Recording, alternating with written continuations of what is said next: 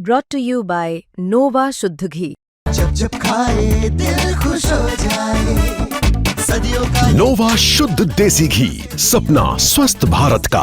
I love घी। स्वागत है आप सभी का। आप देख रहे हैं स्पोर्ट्स तक। मैं हूं आपके साथ सचिन वैद। टीम इंडिया ने जबरदस्त मुकाबला सेमीफाइनल में ऑस्ट्रेलिया को हरा करके फाइनल में जगह तो बनाई, लेकिन इस जीत के कई सारे मायने निकल कर आते हैं। और आज हम बात कर रहे हैं जेमिमा रोड्रिगस की, जो स्टार रही इस मैच को जिताने में, शुरू से लेकर के एंड तक जो टिकी रही और 127 रनों की उनकी वो नाबाद पारी। लेकिन कई मौके ऐसे आए इस गेम के अंदर जब वो बिखरती हुई नजर आई, काफ़ी इमोशनल नजर आई। और आपने वो विजुअल्स भी देखे होंगे जब मैच जीतने के बाद वो अपने आंख के आंसू रोक नहीं पा रही थी।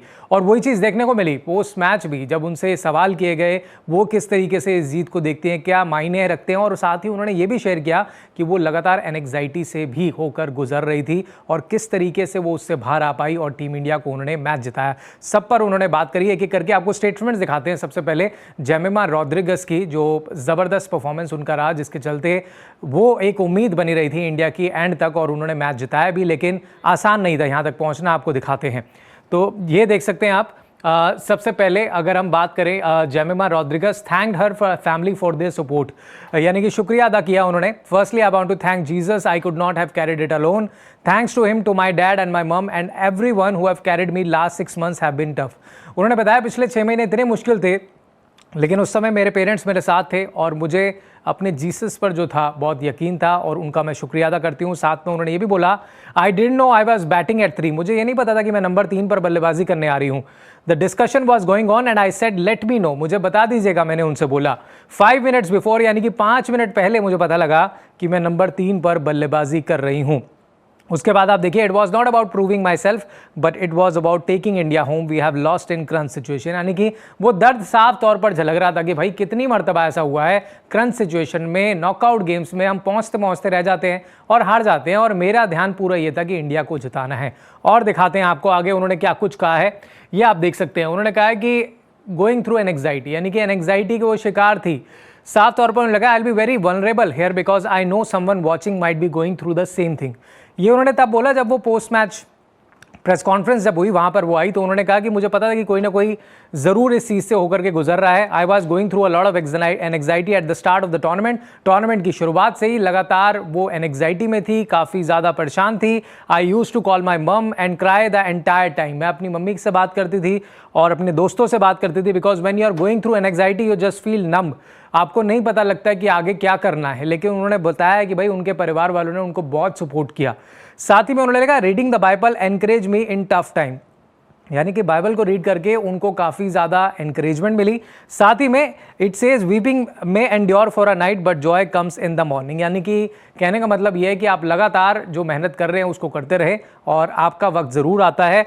और साथ ही में टुडे जॉय कम, और आज वो जीत मिली but I am still weeping, यानी कि अभी भी अंदर से मैं रो रही हूँ और मुझे पता है कि ये जीत के कितने मायने। और दिखाते हैं आपको उन्होंने और क्या कुछ कहा है। जब हम जेमिमा की बात कर रहे हैं तो उन्होंने कहा, today it was not about my 50 और माय 100, यानी कि उनसे सवाल किया गया कि भाई आप अपने 100 को कैसे देखते हो, आप अपनी पार्टनरशिप जो लगी कप्तान के साथ उसको कैसे देखते हो। तो उन्होंने कहा, ये 50 और 100 की बात नहीं है मेरे लिए आज, it was about winning for India, मुझे सिर्फ टीम को जिताना था। क्योंकि आपको याद हो उन्होंने सेलिब्रेट नहीं किया था 100 मारने के बाद, वो मैदान पर थी, बैटिंग कर रही थी, फोकस उनका गेम पे था। I know I was dropped a few chances but the God carried me through out, यानी कि उन्होंने कहा कई मरतबा मुझे मौके मिले हैं लेकिन भगवान गॉड जो है मेरे साथ था। साथ ही में उन्होंने कहा, last year I was drop from this world cup, पिछले साल भी स्ट्रगल कर रही थी और वर्ल्ड कप से मैं ड्रॉप थी। I was in form but things kept happening, लगातार स्ट्रगल पीरियड मेरा चल रहा था। I have amazing people around me, मेरे आसपास के टीममेट्स, मेरे परिवार वाले बहुत अच्छे लोग हैं। I have cried every day, हर रोज़ मैं रोती थी।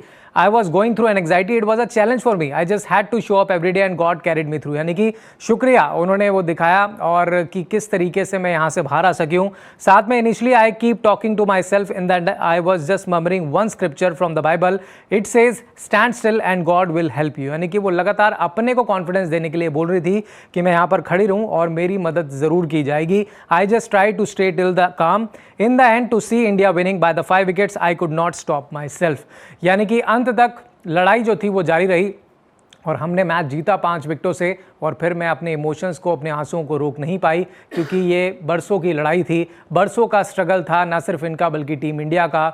जिस तरीके से नॉकआउट गेम्स में कई मरतबा आईसीसी के नॉकआउट गेम में इंडिया बाहर हो जाती थी, लेकिन बस अब एक जीत दूर है। और वो सेलिब्रेशन हमें दिखा, कप्तान का दिखा और जेमिमा का दिखा, और ये दिखाता है किस तरीके से एंग्जाइटी से एक समय में जब वो टीम से बाहर कर दी गई थी, शुरुआती वर्ल्ड कप में रन्स नहीं आ रहे थे, फिर कमबैक किया और क्या ज़बरदस्त कमबैक किया और टीम को जो है फाइनल तक पहुंचा दिया। आप सबकी नजरें एक बार फिर फाइनल पर होगी, जहां इंडिया के सामने साउथ अफ्रीका है, और हमारी एक बार फिर नजर जेमिमा रॉड्रिगस पर होगी, हरमनप्रीत पर होगी और तमाम टीममेट्स पर होगी कि किस तरीके से वो अच्छा करके वर्ल्ड कप जो है घर में ही रखते हैं और जीतते हैं। फिलहाल जेमिमा की स्टोरी को जान करके आप किस तरीके से देखते हैं, कमेंट्स में जरूर बताइएगा। और स्पोर्ट्स तक पर बने रहें और बड़ी अपडेट्स लेकर जल्दी हाजिर होंगे।